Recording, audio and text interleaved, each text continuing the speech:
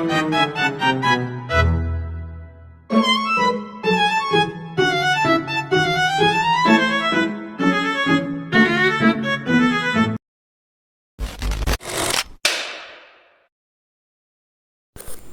ini, awalnya kan kita udah belajar di integral, kalau integral dari x kuadrat dx itu adalah sepertiga x pangkat 3 plus c. Terus kita belajar bahwa integral x dx yang paling gampang adalah setengah x kuadrat plus c. Nah, sekarang gimana integral seper x dx?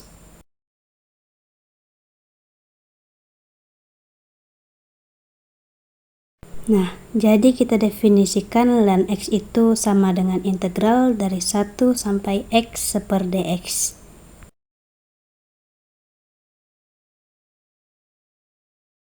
Nah, di sini perlu di-highlight angka satunya. Nah, jadi misalnya kita punya sumbu koordinat kayak gini, seper x itu bentuknya kayak gini kan?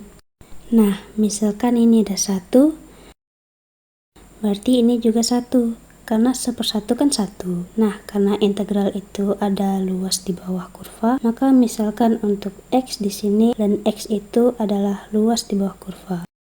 Jadi untuk x, dx lebih besar dari 1, maka ln x itu akan positif.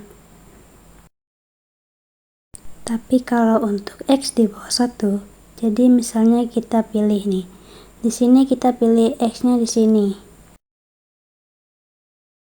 Nah, maka kita integralnya dari 1 misalkan, itu sampai 0,8. Ubah jadi integral dari 0,8 sampai 1 kan, tapi kita kasih negatif. Maka dari itu untuk x di bawah 1, ln x itu akan negatif nilainya.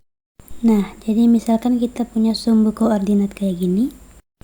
Nah, ini adalah grafik dari ln x. Maka domainnya ini adalah x yang lebih besar dari 0. Integral seper x dx adalah ln x asalkan x-nya lebih besar dari 0. Ln mutlak x kita bagi ke dua kasus. Jadi mutlak x itu adalah x untuk x lebih besar dari 0 adalah x negatif x untuk x kurang dari 0. Supaya dua-duanya menghasilkan nilai x yang positif, pada akhirnya negatif positif gitu kan.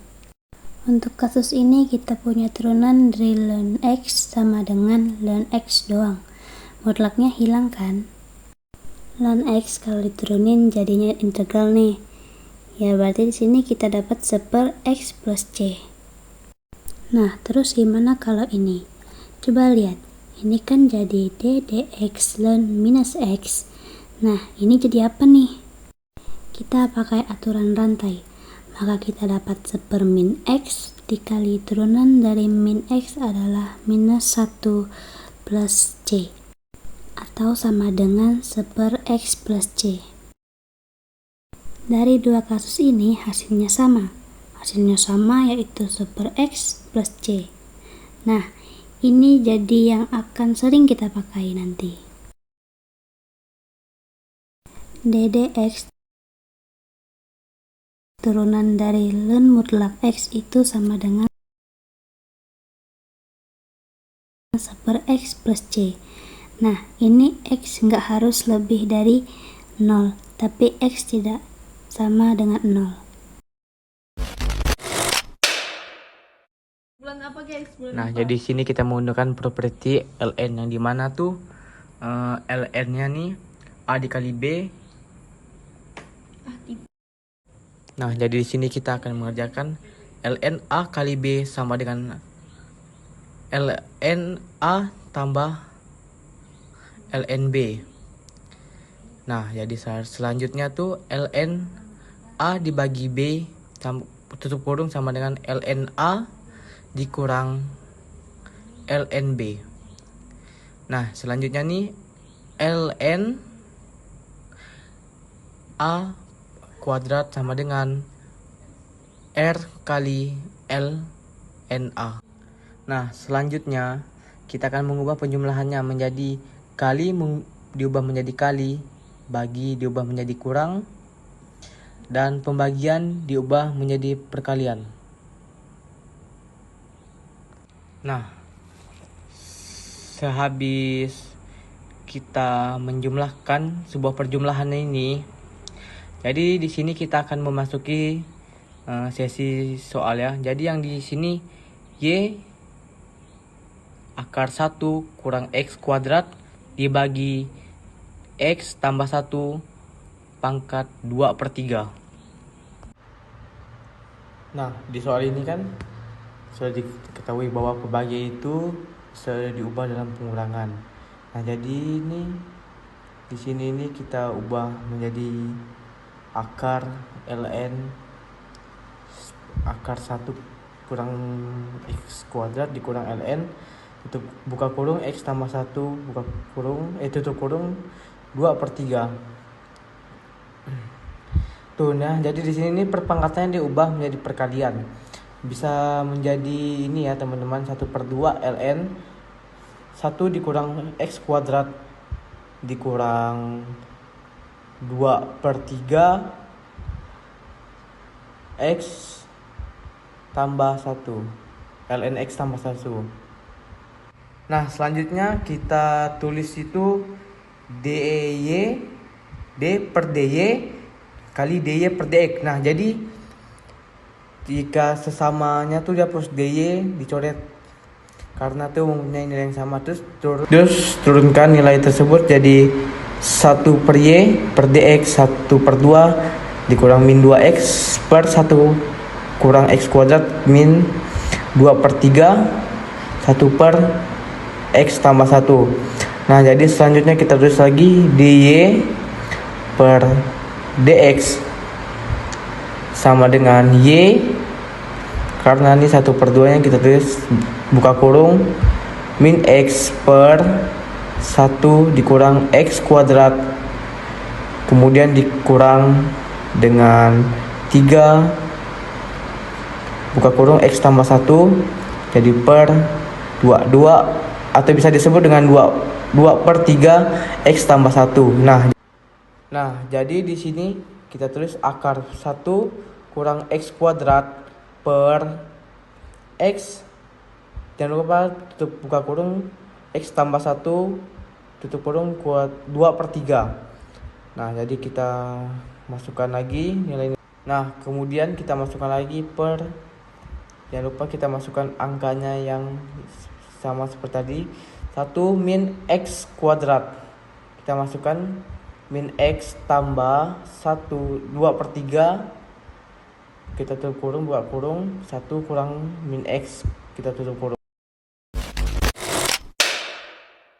Y sama dengan F X bla bla bla bla X kuadrat plus bla bla bla X plus bla bla bla. Nah, inverse fungsi adalah kalau kita punya Y titik X berapa, dan begitu juga sebaliknya.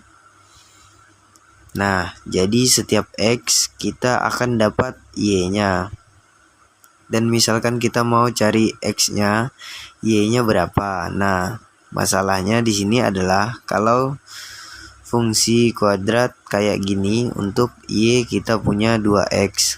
Gitu, jadi nanti bingung fungsinya nulisnya gimana. Karena untuk 1Y kita punya 2X. Jadi syarat keberadaan dari inverse fungsi, jadi fungsinya itu harus one to one. Jadi untuk 1Y kita cuma boleh punya 1X. Contoh paling gampangnya adalah fungsi linear. Jadi ini one to one. Kalau fungsi itu monoton naik atau turun. Contohnya kayak gini. Contoh paling gampangnya gimana? Misalkan punya Y sama dengan X plus 1. X berarti sama dengan 1 kali Y minus 1 gitu. Jadi kita bisa dapat inverse dari Y sama dengan X plus 1 itu Y minus 1. fungsi eksponensial ini adalah inversnya dari lan.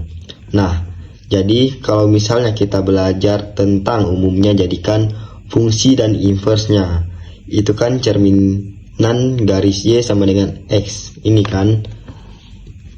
Nah, karena eksponensial adalah inversnya, maka kita bisa cerminin terhadap Y sama dengan X, ini adalah fungsi X eksponensial, sedangkan ini adalah fungsi lan. Terus ada satu angka baru, satu angka yang penting, yaitu angka E, sekitar 2,7182. Nah, angka ini adalah bilangan yang positif, terus dia juga bilangan real, tapi dia itu rasional, jadi nggak bisa dijadiin pecahan.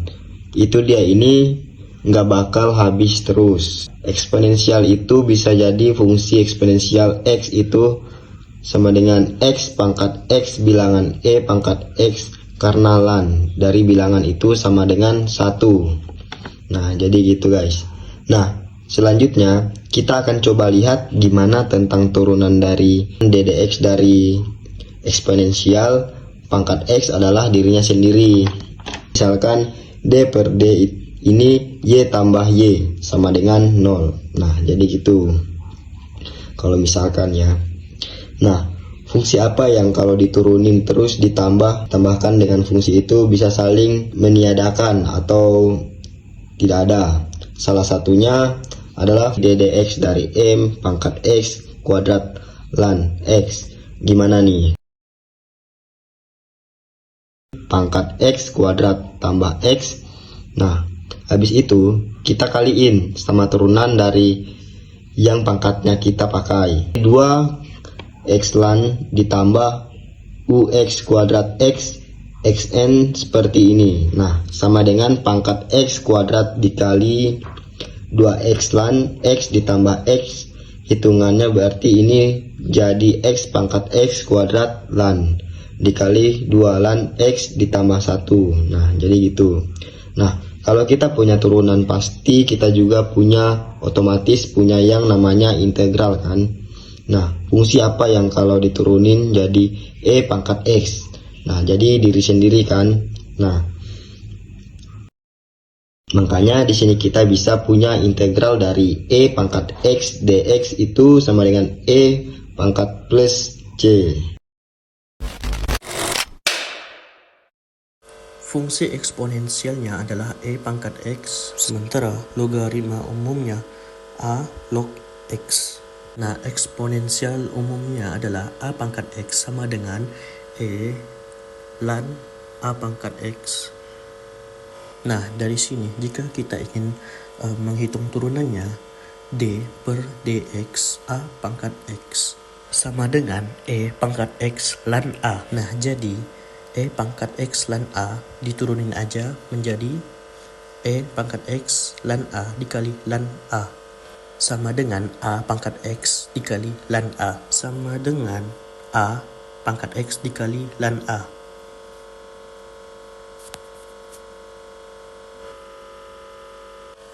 Nah, integral dari A pangkat X dx sama dengan kita bagi 1 dibagi lan A kali A pangkat X tambah C.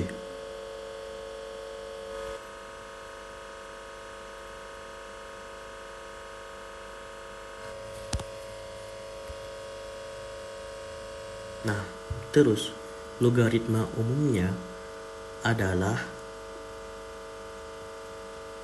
A log X sama dengan lan X dibagi lan A.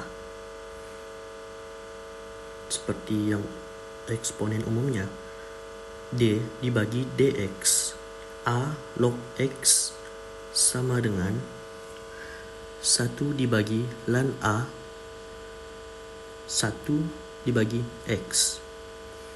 Nah, sama dengan 1 dibagi X kali lan A. Kita bahas satu soal.